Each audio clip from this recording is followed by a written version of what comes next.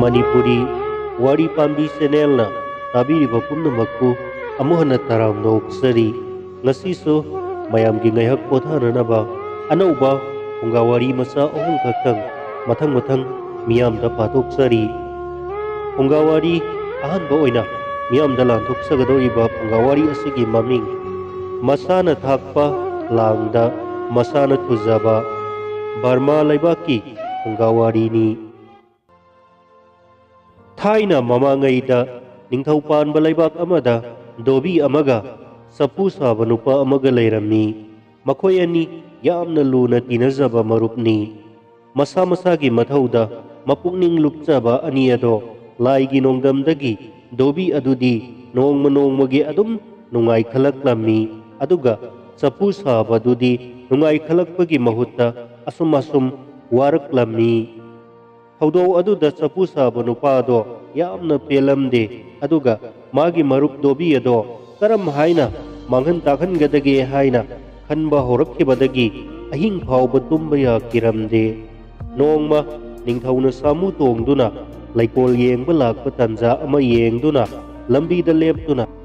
laibaga ningthauna hek yeurakpaga sapu saba nupa aduna matomta haijabagum haikirami Asuk fajakraba iningthau ase amuba samu ama tongduna humang manghalida fajana sudok tamthokuna ngauhallaga tonglabadi kayada ningthi jagadauba ningthau ado khara panglammi magi wafam ado tabada manakta kausinduna nangna hairibadubu amuba samu sibu su chamlaga kanana ngauhanba ngamgadage maduda sapu sabaduna humkhirami iningthau Madugidi thoina singnabiruganu nanai aihakki marup fizu fizambada maming salaba dobi ama lai maduda ningthauna fare amuba samubu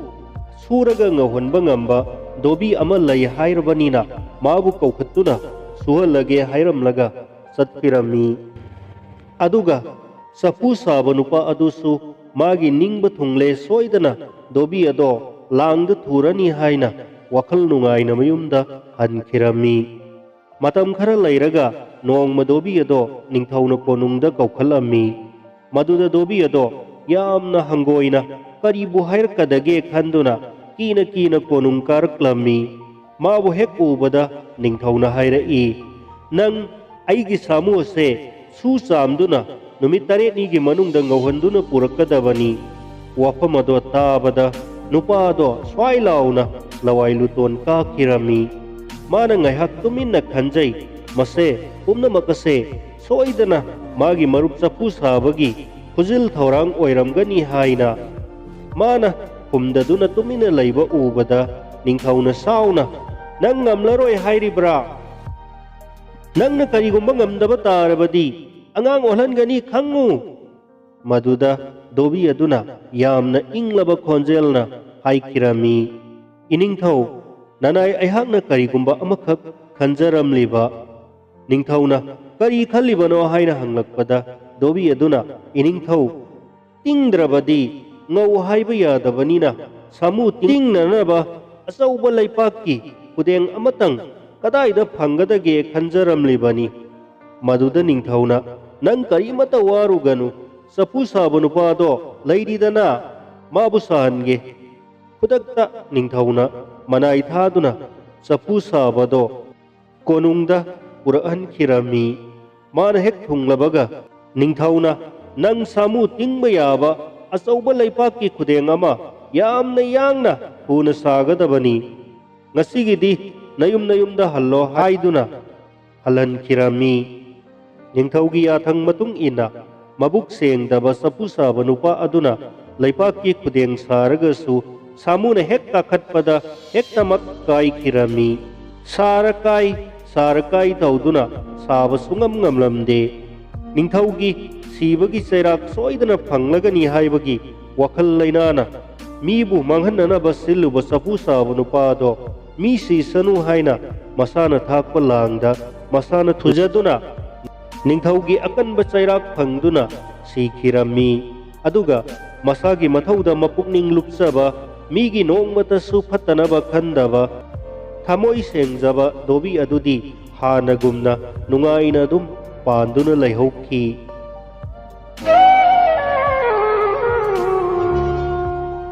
ꯑꯅꯤꯁꯨꯕ ꯑꯣꯏꯅ ꯃꯌꯥꯝꯗ ꯑꯃꯨꯛ ꯂꯥꯟꯊꯣꯛꯆꯒꯗꯧꯔꯤꯕ ꯐꯨꯡꯒꯥꯋꯥꯔꯤ ꯃꯁꯥꯁꯤꯒꯤ ꯃꯃꯤꯡꯅ ꯍꯦꯟꯖꯤꯟꯅ ꯄꯥꯝꯂꯨꯕꯒꯤ ꯃꯍꯩ꯫ ꯊꯥꯏꯅ ꯃꯃꯥꯡꯉꯩꯗ ꯁꯃꯨꯗ꯭ꯔ ꯃꯄꯥꯟꯗ ꯈꯥꯡꯄꯣꯛꯁꯪ ꯑꯃ ꯁꯥꯗꯨꯅ ꯍꯅꯨꯕ ꯍꯅꯨꯕꯤ ꯃꯇꯩ ꯃꯅꯥꯎ ꯑꯃ ꯂꯩꯔꯝꯃꯤ꯫ ꯍꯅꯨꯕꯅ ꯁꯃꯨꯗ꯭ꯔꯗ ꯉꯥ ꯐꯥꯕ ꯑꯗꯨꯒ ꯍꯅꯨꯕꯤ ꯑꯗꯨꯅ ꯅꯣꯡꯃ ꯀꯥꯏꯗꯅ ꯃꯣꯏꯊꯥꯞ ꯅꯥꯏꯕꯅ ꯃꯈꯣꯏꯒꯤ ꯁꯤꯟꯐꯝ ꯑꯣꯏꯔꯝꯃꯤ꯫ ꯅꯣꯡꯃ ꯍꯅꯨꯕꯅ ꯁꯃꯨꯗ꯭ꯔꯗ ꯏꯟ ꯑꯁꯨꯝ ꯍꯨꯟꯗꯨꯅ ꯆꯠꯄꯗ ꯉꯥ ꯑꯃꯠꯇ ꯂꯛꯂꯝꯗꯦ꯫ ꯑꯗꯨꯕꯨ ꯃꯥꯅ ꯉꯥꯏꯍꯥꯛ ꯄꯣꯊꯥꯔꯒ ꯏꯟ ꯑꯃꯨꯛ ꯍꯨꯟꯕꯗꯗꯤ ꯐꯖꯈ꯭ꯔꯕ ꯁꯅꯥ ꯃꯆꯨꯒꯤ ꯉꯥ ꯑꯃ ꯃꯥꯒꯤ ꯏꯜ ꯑꯗꯨꯗ ꯂꯛꯂꯝꯃꯤ꯫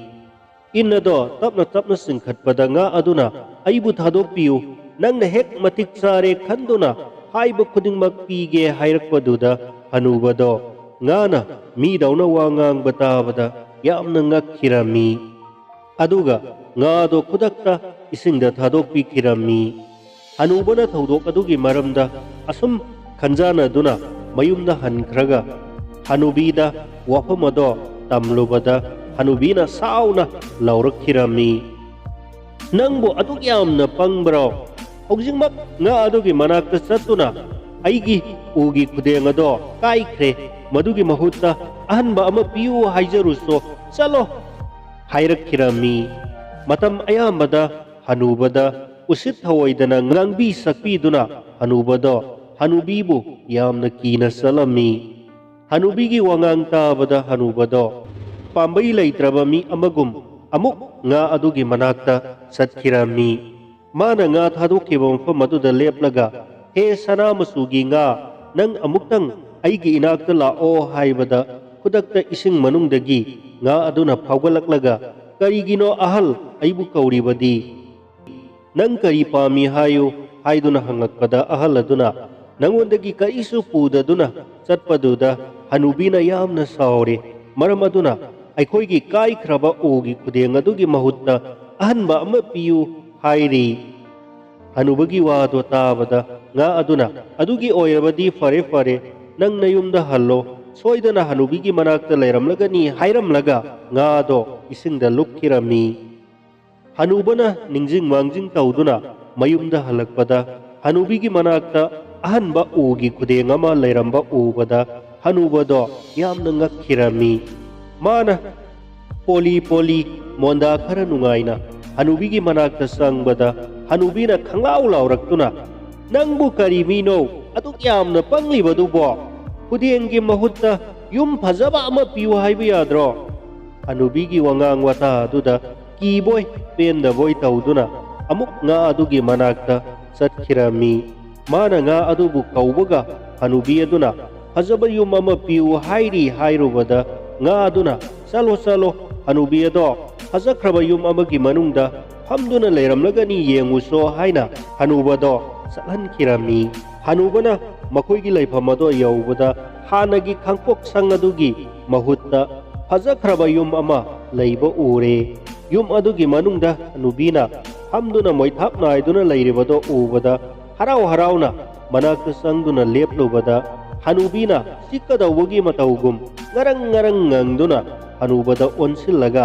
"ꯅꯪꯕꯨ ꯑꯗꯨꯛ ꯌꯥꯝꯅ ꯄꯪꯂꯤꯕ ꯀꯔꯤꯒꯤꯅꯣ? ꯍꯧꯖꯤꯛꯃꯛ ꯆꯠꯇꯨꯅ ꯉꯥ ꯑꯗꯨꯗ ꯍꯥꯏꯔꯨꯆꯣ, ꯑꯩꯕꯨ ꯁꯦꯜ ꯌꯥꯝꯅ ꯄꯥꯏꯕꯤ ꯏꯅꯥꯈꯨꯟꯕꯤ ꯑꯃ ꯑꯣꯏꯍꯜꯂꯨ ꯍꯥꯏꯔꯨ." ꯍꯅꯨꯕꯅ ꯆꯠꯈꯤꯗꯨꯅ ꯉꯥ ꯑꯗꯣ ꯀꯧꯔꯒ ꯍꯅꯨꯕꯤꯅ ꯄꯥꯝꯂꯤꯕꯗꯣ ꯑꯃꯨꯛ ꯐꯣꯡꯗꯣꯛꯂꯝꯃꯤ꯫ ꯃꯗꯨꯗ ꯉꯥ ꯑꯗꯨꯅ ꯃꯥꯒꯤ ꯑꯅꯤꯡꯕꯗꯣ ꯊꯨꯡꯂꯕꯅꯤ ꯍꯥꯏꯔꯝꯂꯒ ꯏꯁꯤꯡꯗ ꯂꯨꯞꯈꯤꯔꯝꯃꯤ꯫ ꯍꯅꯨꯕꯅ ꯃꯌꯨꯝ ꯌꯧꯕꯗ ꯄꯨꯛꯑꯣꯟ ꯑꯣꯜꯂꯝꯂꯦ꯫ ꯃꯣꯏꯊꯥꯞ ꯅꯥꯏꯔꯝꯕ ꯍꯅꯨꯕꯤ ꯑꯗꯣ ꯃꯀꯣꯛꯇ ꯇꯨꯞꯄꯤ, ꯃꯉꯛꯇ ꯇꯥꯡꯂꯕ ꯁꯅꯥꯃꯅꯤ ꯃꯨꯛꯇꯥꯒꯤ ꯂꯤꯛꯂꯥꯡ ꯄꯔꯦꯡ, ꯃꯈꯨꯠꯇ ꯇꯥꯡꯂꯕ ꯈꯨꯗꯣꯞ ꯀꯌꯥ, ꯃꯈꯣꯡꯗ ꯐꯖꯔꯕ ꯈꯣꯡꯎꯞ ꯑꯃꯗꯤ ꯃꯥꯏꯀꯩ ꯃꯔꯤꯗ ꯉꯥꯛ ꯁꯦꯟꯕ ꯃꯤ ꯑꯣꯏꯔꯝꯂꯤꯕ ꯃꯑꯣꯡ ꯃꯇꯧ ꯑꯗꯣ ꯎꯕꯗ ꯍꯅꯨꯕꯗꯤ ꯄꯨꯡꯉꯥꯎ ꯉꯥꯎꯈ꯭ꯔꯦ꯫ ꯍꯧꯖꯤꯛꯇꯤ ꯍꯅꯨꯕꯤ ꯑꯗꯣ ꯅꯤꯡꯕ ꯊꯨꯡꯂꯝꯂꯒꯅꯤ ꯈꯟꯗꯨꯅ ꯃꯅꯥꯛꯇ ꯆꯪꯒꯦ ꯇꯧꯕꯗ ꯉꯥꯛ ꯁꯦꯜꯂꯤꯕꯁꯤꯡ ꯑꯗꯨꯅ ꯍꯅꯨꯕꯕꯨ ꯆꯪꯍꯟꯈꯤꯔꯝꯗꯦ꯫ ꯍꯅꯨꯕꯤꯗꯣ ꯃꯇꯝ ꯈꯔ ꯅꯨꯡꯉꯥꯏꯅ ꯂꯦꯜꯂꯕ ꯃꯇꯨꯡꯗ ꯅꯣꯡꯃ ꯍꯅꯨꯕꯕꯨ ꯀꯧꯔꯒ ꯍꯥꯏꯔꯝꯃꯤ, "ꯑꯩ ꯃꯍꯥꯔꯥꯅꯤ ꯑꯣꯏꯅꯤꯡꯏ, ꯅꯪꯅ ꯆꯠꯇꯨꯅ samudra gi nga aduda hairuso haiduna haudakirammi hanubana adugumba singado haininglamde adubu hanubibu kibadagi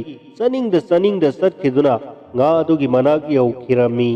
mana nga adubu kaubada nga aduna laklaga hanglakirami handa mukti hanubina kari pami haige maduda hanubana kumki maharani oiningi hai wafamado taraga nga aduna fare nang hallo hanubina ninglibado thunglani hairamlaga isingda lupthakirami angakpani hanubana mayumda halaklaga yengbada hanagi yumado lairamdre madugi mahutta sana konung ama onduna lairamle konungi manung aduda hanubi ado singhasanda phamduna manai masel singna thaugal tauduna laibado ure matodo ubada hanubado hanubigi manakta amuk changkhidre maharani oina sahi khara nungaina palaba matungda hanubi ado amuk pelaktraduna hanubabu kaukhatlaga ai samudra ironungi rani oirage aduga sana masugi nga aduna minai oiduna aina haiba makai ingadawani hairuso haiduna hanubabu nga adugi manakta amuk thakirami hanubana nga ado kaubaga hanubigi apamba wafamado phongdoklami maduda sana masugi nga aduna hanubabu singna yenglaklaga haikirami aduk mihau sauba aduk napal karaba phai khangani ai tauge hairamlaga sana masugi nga ado samudragi ironungda lupthakirami ngaihakki matungda hanubana mayumda hankibada oiramliba phibamado ubada mangla taibangla haibangam kiramde sana konungna chingba amata lairamdre hanubi ado makoigi hanagi khangkok sangaduda moithap naiduna laibadugi manak aduda makoigi kairaba ugi khudeng aduma taduna lairammi masanabu tanjabasu nataba mina piba potta ka hena pamlubadagi pumnamak mangba takirami masagi thamoibu masana phadaba ngamdabadagi watonna wanglaga kwakna phamdeki haibado hanubi aduda thokirami aduga mihauzaba laitaba hanubadudi hanagumna wakhal nungaina adum hingba ngamki mihausawi hanubi adudi wakhalgi lainana nongmagi sontharaktuna mapunsi longki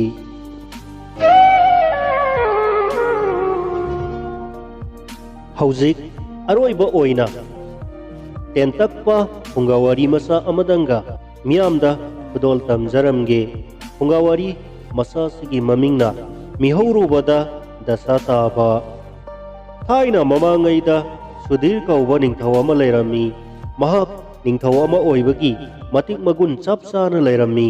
magi mafamda lan thumna singba karigumba amagi awatpa lairamde maram aduna mahakki laibak ado lallaimagi yumphamgi laibakni hainarami sudhir ningthaudi laibak miyamgi yaifabana masagi su yaifabani khanduna praja singbu awaba haibado khangandana nungaina mapunsi lelhallammi adubu aduk nungairibadugi manungda sana konungdadi lonna awabagi mami amatarami